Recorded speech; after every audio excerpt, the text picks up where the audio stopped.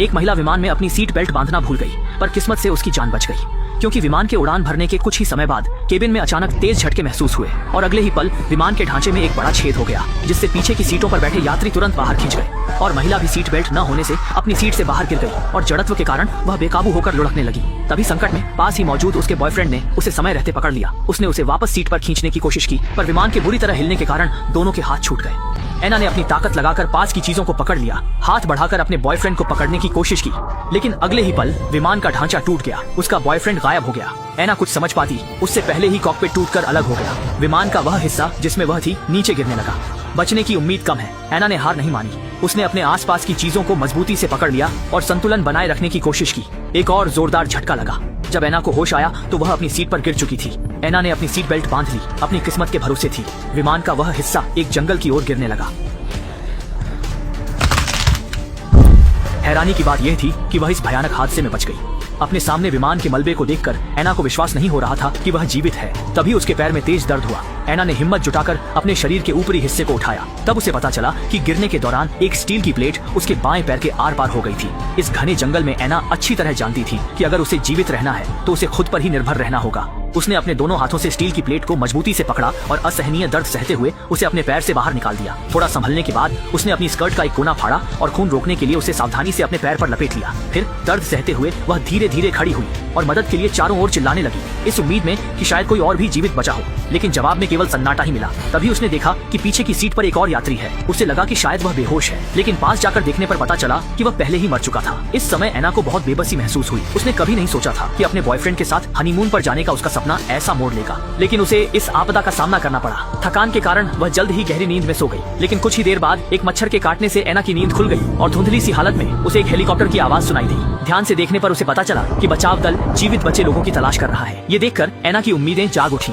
उनका ध्यान खींचने के लिए उसने तुरंत पीछे पड़े शव से एक रेशमी स्कार्फ निकाला और लड़खड़ाते हुए विमान से बाहर निकलकर आवाज की दिशा में एक खाली जगह पर पहुंच गई। वह गुजरते हुए हेलीकॉप्टर की ओर स्कार्फ लहराने लगी, लेकिन लापरवाह पायलट आपस में बात करने में इतने व्यस्त थे कि उन्होंने नीचे एना पर ध्यान ही नहीं दिया। अपनी आखिरी उम्मीद को आंखों के सामने से जाते देख एना टूट गई और जमीन पर गिर पड़ी, लेकिन उसने हार नहीं मानी। उसे पूरा विश्वास था कि बचाव दल उसे जरूर ढूंढ लेगा। ये सोचकर एना ने मलबे के पास वापस जाने का फैसला किया, लेकिन तभी उसने डर के साथ देखा कि विमान के अंदर एक बाघ है जो वहाँ पड़े शवों को खा रहा है। एना डर के मारे वहीं जम गई। उसने अपनी सांसें रोक ली और कोई आवाज नहीं की, इस डर से कि कहीं वह बाघ का शिकार न बन जाए। वह बहुत सावधानी से पीछे हटने लगी, लेकिन तभी उसका पैर एक लकड़ी पर पड़ गया और उसकी आवाज ने तुरंत बाघ का ध्यान खींच लिया।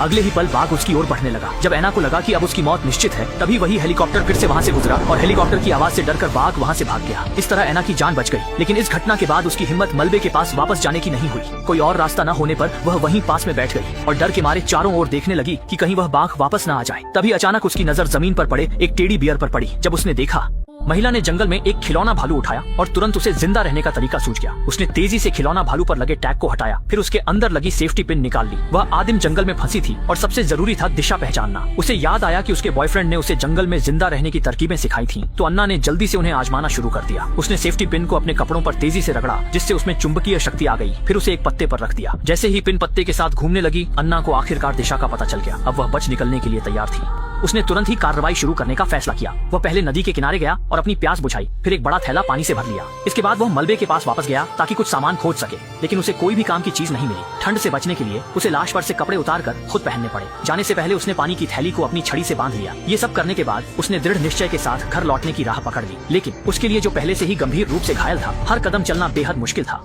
उसे पैरों के नीचे की ऊबड़ खाबड़ पहाड़ी राह से जूझना था, साथ ही जंगल के भयानक जंगली जानवरों से भी सतर्क रहना था। काफी देर चलने के बाद उसके सामने एक कीचड़ भरा दलदल आ गया, पर यह भी उसके घर लौटने की जिद को नहीं रोक सका। दलदल में फंसने से बचने के लिए वह अपनी लकड़ी की छड़ी से रास्ता टटोलता रहा, लेकिन फिसलकर दलदल में जा गिरा। उसने खुद को छुड़ाने की कोशिश की, पर पैर बाहर निकालते ही संतुलन बिगड़ने से वह जमीन पर गिर पड़ा और कुछ ही पलों में उसका आधा शरीर दलदल में धंस गया। इस संकट में उसने पूरी ताकत से सामने की डाल को पकड़ने की कोशिश की। उसकी कोशिशों से वह दलदल से निकल गया। इस जद्दोजहद के बाद अन्ना थक कर गिर गई। खुद को संभालकर उसने सफर शुरू किया, पर सामने 45 डिग्री का ढलान था।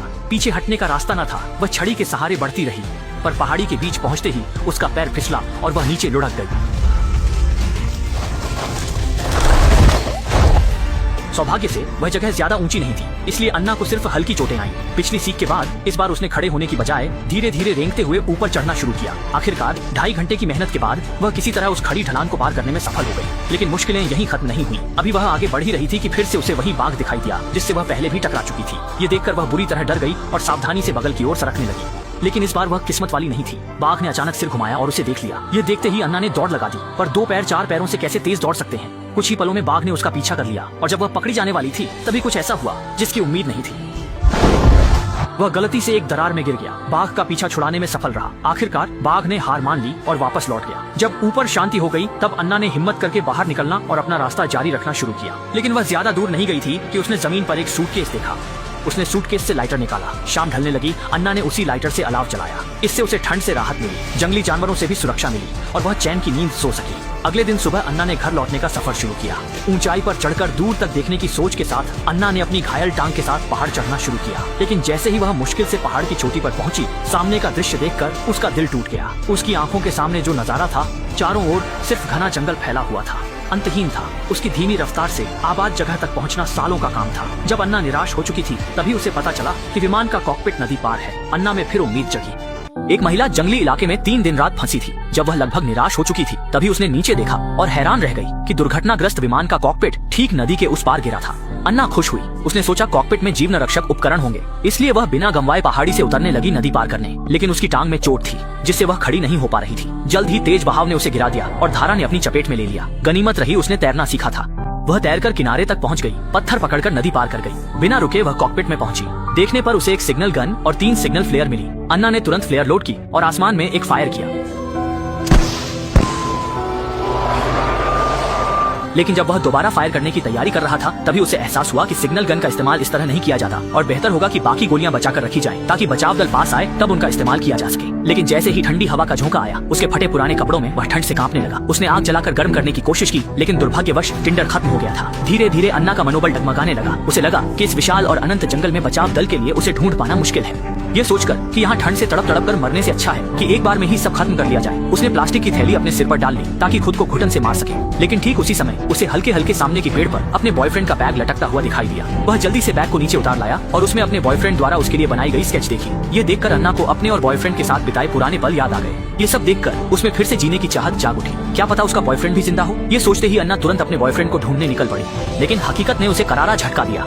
सामने गहरे गड्ढे में वही इंसान था जिसे वह दिल से याद कर रही थी। लेकिन इस वक्त उसका बॉयफ्रेंड एक ठंडी लाश बन चुका था। अन्ना जल्दी से गड्ढे में कूद गई और अपने बॉयफ्रेंड से लिपट गई। अब उसकी उम्मीद की आखिरी किरण भी टूट चुकी थी और उसने भी जीने की आस छोड़ दी। वह अपने बॉयफ्रेंड के साथ ही मरने को तैयार थी। लेकिन ठीक उसी समय आसमान में अचानक हेलीकॉप्टर की गूंज सुनाई दी। यह बचाव दल था जो जीवित बचे लोगों की तलाश कर रहा था।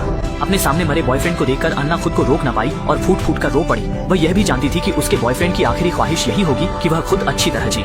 इस बचाव के मौके को पकड़ने के लिए आंसुओं के साथ बॉयफ्रेंड को आखिरी अलविदा कहने के बाद उसने पूरी ताकत लगाकर गड्ढे से बाहर निकलने की कोशिश की। बाहर आते ही उसने तुरंत सिग्नल गन निकाली और जैसे ही ट्रिगर दबाया, पास के बचाव कर्मी उसकी ओर आकर्षित हो गए और आखिरकार कमजोर हालत में उसे ढूंढ निकाला। बचाव दल ने उसे हेलीकॉप्टर में बिठाया और अब वह उस जगह को छोड़ने वाली थी जिसने उसे अंदर तक तोड़ दिया था। आखिर में वह खुद को संभालते हुए खिड़की के पास आई और गहरे जज्बातों के साथ आखिरी विदाई दी, क्योंकि उसका बॉयफ्रेंड हमेशा के लिए यहीं रह गया। ये फिल्म एक सच्ची घटना पर आधारित है जिसमें निर्देशक ने फिल्म के माध्यम से उस समय बचे हुए लोगों द्वारा झेली गई जुएं और चमत्कार को दर्शाया है।